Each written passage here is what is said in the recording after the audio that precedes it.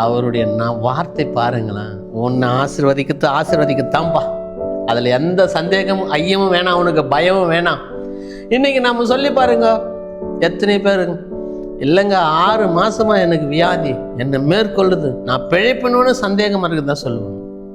இல்லை கேட்டு பாருங்க, இல்லைங்க 10 வருஷமா நான் வாடகை வீட்டில் போராட்டமாக்குறேன், ஒரு வீடு கூட கூடாது அந்த ஆண்டவர், அவருக்கு கண்ணு இல்லையா, அவருக்கு அப்படித்தானே சொல்லுவாங்க.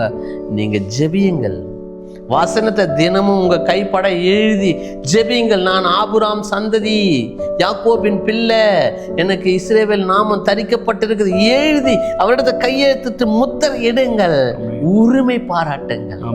எனக்கு அருமையான கர்த்தருடைய பிள்ளை இங்க சொல்கிறார், நான் உன்னை ஆசீர்வதிப்பேன், இன்னைக்கு உன்னை பெருக செய்வேன், நீ கீழாகாமல் மேலாகுவா.